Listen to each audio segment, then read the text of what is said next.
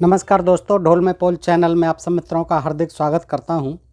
दोस्तों, इससे पूर्व के वीडियो क्रमांक 116 के माध्यम से आप जान पा रहे हैं कि प्राचीन भारत में वैदिक युग के पश्चात हमारे देश में तमाम जातियों की उत्पत्ति किस तरह से हुई और किस तरह से इन जातियों की संख्याओं में अप्रत्याशित वृद्धि होती चली गई।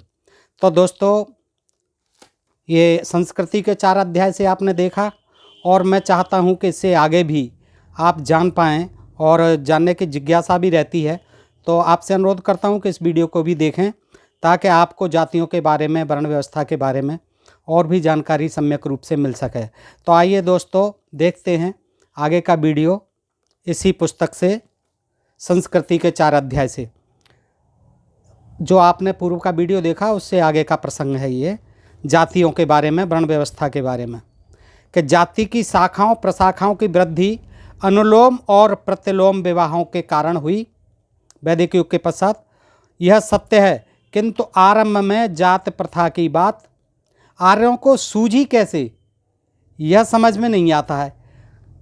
एक अनुमान ये लगाया जाता है कि जाति प्रथा का आश्रय आर्यों ने इसलिए लिया कि जब वे इस देश में आकर बस गए तब यहाँ अनेक जातियों के लोग बस रहे थे, पहले से ही रहते थे, और आर्यों को ऐसा मालूम हुआ कि विभिन्न जातियों की रचना के द्वारा वे इन तमाम लोगों को एक समाज में समेटकर बांध सकते हैं।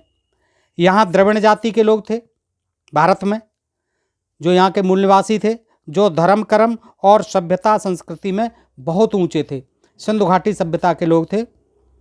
तब ऑस्ट्रिक और शायद नीग्रो जाति के भी लोग थे, जिनका अधिकांश जंगलों में अथवा गांवों के बाहर या उनके किनारों पर बसता था, और इन लोगों की सभ्यता भी अविकसित थी।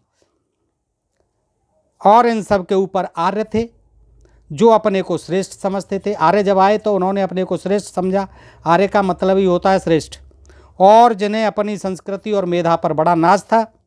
फिर बहुत से ऐसे लोग भी रहे होंगे जो इन जातियों के बीच वैवाहिक मिश्रण से उत्पन्न हुए थे। इस प्रकार उन दिनों भारत में कुछ तो मूल निवासी थे, कुछ आर्य थे। फिर इन दोनों के संसर्ग हुए, संपर्क हुए, विवाहेतर संपर्क हुए, विवाह के संबंध हुए, उनसे तमाम जातियों की रचना होती चली गई। तो इस प्रकार उन दिनों भारत में ऐसे लोगों की भरमार थी, जिनमें से कुछ तो पूर्ण रूप से सभ्य और कुछ केवल अर्ध सभ्य, जो जंगलों में रहते थे, जनजाति लोग थे। कुछ धनी और कुछ गरीब थे, आदिवासी थे। कुछ ऐसे भी थे जो ऊंची बातें समझ सकते थे, और कुछ ऐसे जिन्हें ऊंची बातों से कोई सरोकार नहीं था, शिल्पी वर्ग था। साथ ही इनमें से प्रत्येक जाति के पास अपनी कथा कहानियाँ, अपने देवी देवता, अपने रस्म रिवाज और अपने धर्म थे। भारतीय समाज के पास इन्हीं नाना प्रकार के लोगों को एक समाज में बांधने का भारी काम आर्यों के आगे था, जिसे पूरा करने के लिए उन्होंने जाति प्रथा का आश्रय लिया। उन्होंने यहाँ के लोगों को अपने में मिलाकर जाति प्रथा बनाने का निश्चय लिया और उसका सहारा लिया। जातियों का जो रूप आज हम देखते हैं, यह आरंभ में नहीं था। फिर भी आज हम जो कुछ देखते हैं उसमें भी यह अंदाज़ा लगाना कठिन नहीं है कि जातियाँ सिर्फ पेशों या व्यवसाय पर ही नहीं बनी हैं, पेशों और व्यवसायों के कारण ही नहीं बनी हैं। उनके भीतर सभ्यता और संस्कृति के अनेक स्तर भी छिपे हुए हैं। आप आज भी देखते हैं आदिवासी लोगों की, भील लोगों की, जो संथाल हैं, और जो जंगलों की आदिवासी लोग हैं और गांवों में रहने वाले लोग हैं, उनकी सभ्यता में और संस्कृति में आज भी बहुत अंतर मिलता है। दोस्तों, ऊंची जाति की संस्कृति ऊंची, जो कुछ पढ़ लिख गए, कुछ सभ्य थे, तो वो उनकी सभ्यता ऊंची, और नीची जाति की संस्कृति नीची होती है, क्योंकि ऊंची जाति वालों के पुरखे कुछ अधिक धनी थे, उन्हें पढ़ने लिखने और महीन काम करने का मौका कुछ अधिक मिलता था। वर्ण व्यवस्था भी इसके लिए जिम्मेदार थी, इसलिए उनके खानदान में ऊंची संस्कृति की परंपरा चल पड़ी। इस प्रकार एक ही जाति में कुछ गोत्रों के लोग अपने को औरों से अधिक ऊंचा समझते हैं। यह व्यवस्था आज भी है। जो पढ़ लिख गए हैं, जो थोड़ा आगे बढ़ गए हैं, पैसे से समृद्ध हो गए हैं और ऐश्वर्यशाली जीवन व्यतीत करते हैं, वो अपने ही जाति के, अपने ही समाज के लोगों को हीन समझते हैं, अपने को श्रेष्ठ समझते हैं। तो अछूत जातियों में भी कुछ लोग कम अछूत और कुछ लोग ज़्यादा अछूत समझे जाते हैं। आप देखते ही होंगे कि जो आज की अंत्यज जातियाँ, अछूत जातियाँ हैं, अस्पृश्य जातियाँ हैं, अनुसूचित जातियाँ हैं, जनजातियाँ हैं, उनमें भी ऊंच नीच का अंतर है, ऊंच नीच का भेद व्याप्त है। असल में समाज के भीतर संस्कृतियों के जो ऊंचे नीचे अनेक धरातल हैं, उन धरातलों पर भी जातियों का विभाजन देखा जा सकता है। जातियों के अंदर भी जातियां हैं, उपजातियां हैं, और ये जातिगत विभाजन आज भी देखा जा सकता है। आर्यों ने जाति प्रथा का आश्रय इसलिए लिया कि उन्हें इस देश के अनेक वर्गों और लोगों को एक ही समाज के अंदर अपनी अपनी सभ्यता और संस्कृति के अनुसार उचित स्थानों पर बिठाना था। असल में जातवाद के रूप में आर्यों ने समाज के भीतर एक दीर्घा खड़ी कर दी, जिसमें नीचे से ऊपर तक सभी श्रेणियों के लोग अपनी अपनी हैसियत के अनुसार आसानी से बैठ सकते थे। अगर भारत का आर्यीकरण आर्यों का ध्येय रहा हो तो जाति की प्रथा ने इसमें उनकी भरपूर सहायता की होगी, क्योंकि जातिवाद का नेतृत्व ब्राह्मणों के हाथ में था और पुरोहितों की मंजूरी के बिना जाति बदलना कठिन होता होगा। उस समय जातियां बदली जाती थीं, वर्ण व्यवस्था भी बदली जा सकती थी, लेकिन इतना फिर कठिन नियम बना दिए, विधान बना दिए संहिताओं में, स्मृतियों में, कि बगैर पुरोहितों की मंजूरी के बिना जात बदलना कठिन होता था। जो लोग आर्यों के रस्म रिवाज, रहन सहन और उनके सामाजिक आचार आदि सीख लेते थे, जाति की दीर्घा में उनकी तरक्की आसानी से हो जाती थी। यानी जो ब्राह्मणों के आगे नतमस्तक रहते थे, आर्यों के आगे जो जातियाँ यहाँ की नतमस्तक हो गईं, उन्होंने उनके नियमों को मान लिया, वो उनको थोड़ा ऊंचा स्तर रखा उन्होंने, और जाति की दीर्घा में उनकी तरक्की आसानी से हो जाती थी। यह बात इससे भी सिद्ध है कि बहुत से क्षत्रिय बने ब्राह्मण, और ब्राह्मण क्षत्रिय हुए, और क्षत्रिय जो है ब्रात्य हुए, ब्रात्य वही शूद्र जाकर के आगे शूद्र जातियों में पेशे के आधार पर बदलते रहे, बढ़ते रहे। सिद्ध है कि सुयोग्य द्रविड़ आरंभ से ही ब्राह्मण मान लिए गए थे। कुछ जो उच्च कुलीन द्रविड़ हुआ करते थे, उन्हें आर्यों ने ब्राह्मण मान लिया, और आरंभ से ही उनमें से अनेक लोग केवल द्रविड़ों के ही नहीं, आर्यों के भी पुरोहित का काम करने लगे थे। द्रविड़ों में भी पुरोहित हो गए थे ब्राह्मणों के। जाति प्रथा के चालू करने में आर्यों का यह उद्देश्य नहीं था कि वे द्रविड़, ऑस्ट्रिक अथवा निग्रो समाज की छूत से बचें। उस समय छुआछूत का विचार उनके दिमाग में नहीं था, बल्कि यह कि इन तमाम जातियों के लोगों को वे आर्य सभ्यता में रंगना चाहते थे, वो अपनी संस्कृति में रंगना चाहते थे, और जो भी उनकी सभ्यता सीख लेता था, मान लेता था, समाज में उसकी उन्नति आसानी से हो जाती थी।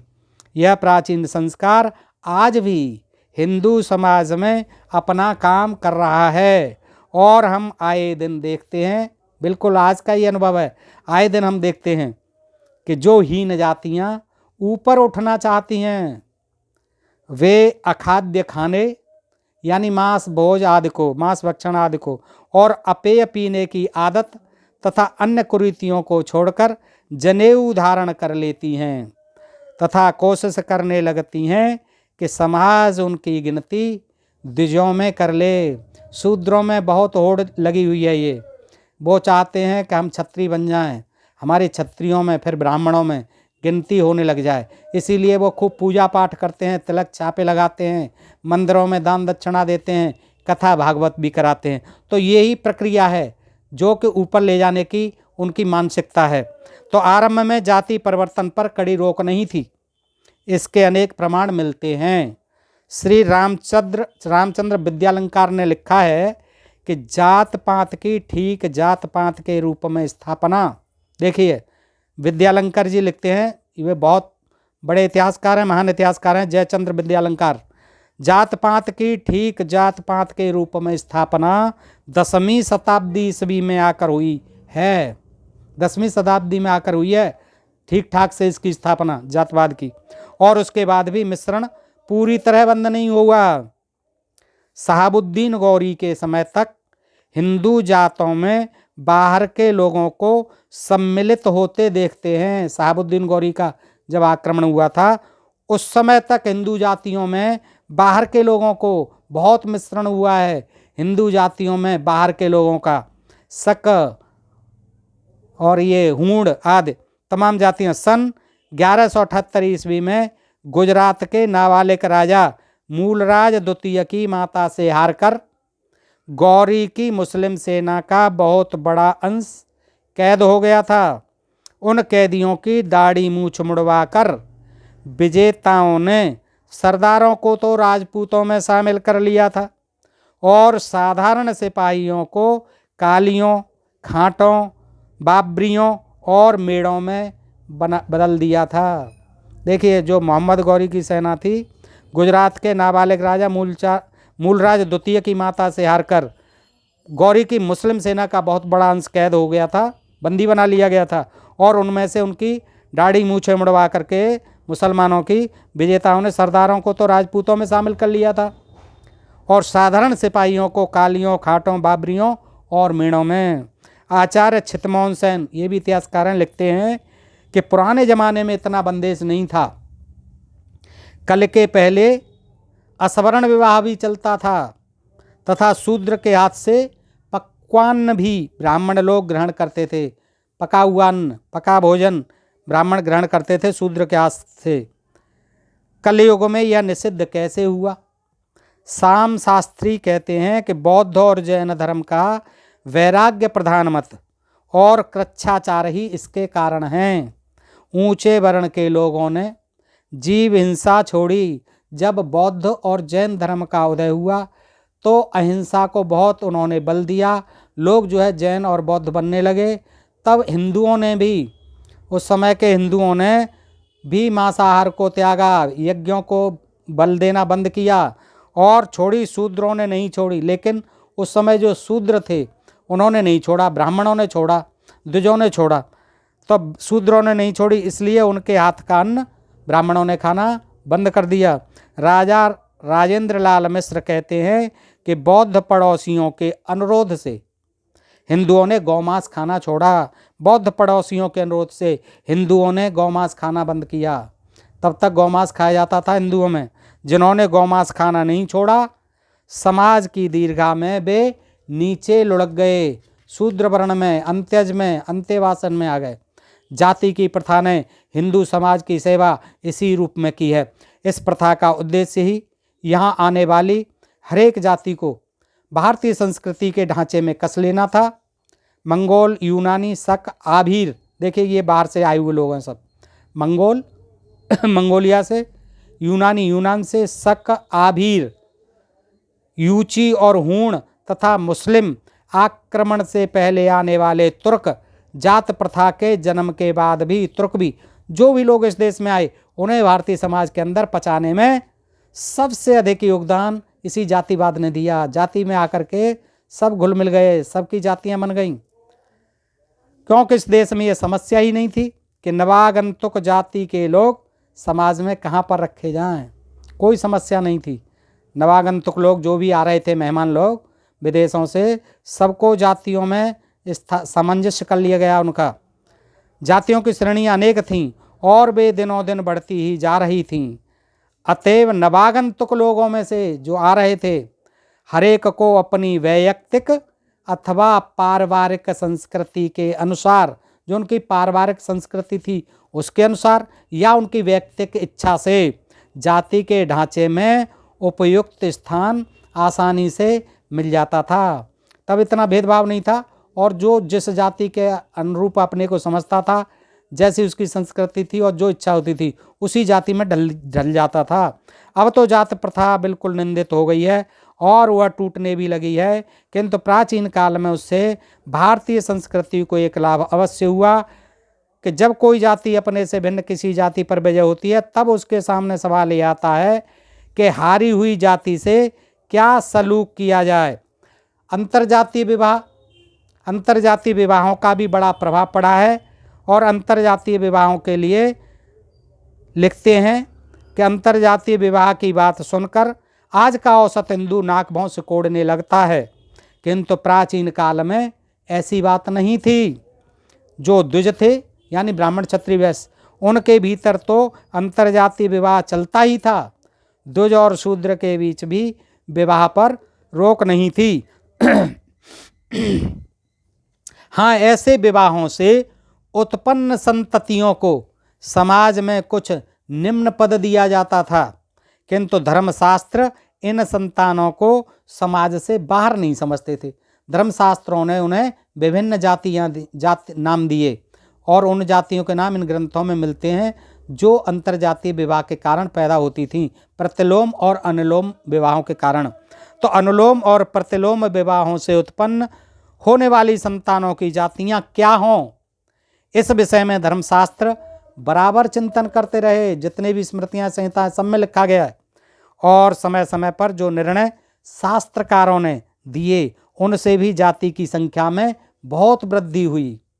औसायन स्मृति, वशिष्ठ स्मृति, मनुस्मृति आदि तमाम स्मृतियां हैं जिनमें कि इन वर्ण संकर जातियों का जो मतलब अंतरजातीय विवाहों से पैदा होती थी उनको विभिन्न जातियों का नाम दिया गया और उन्हें विभिन्न पेशों के आधार पर तमाम जातियों की संख्या बढ़ा दी गई।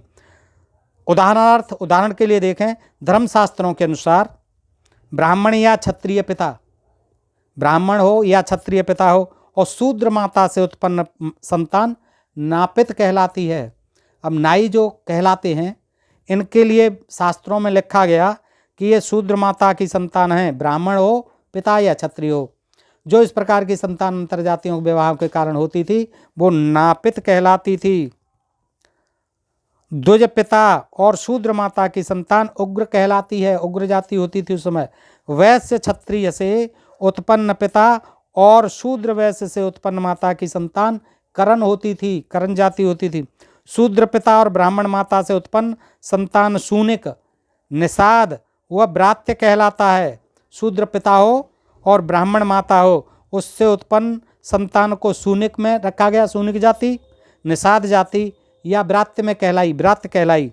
महामहोपाध्याय श्री बीपी कांडे ने, इतिहासकार हैं ये, अपने धर्मशास्त्रों का इतिहास नामक ग्रंथ में लिखा है। श्री शैलेंद्रनाथ सेन गुप्ता ने पश्चिमी बंगाल की 1951 ईस्वी माली जनगणना रिपोर्ट में अनुलोम और प्रतिलोम विवाहों से उत्पन्न होने वाली जातियों का सुस्पष्ट वर्गीकरण किया है।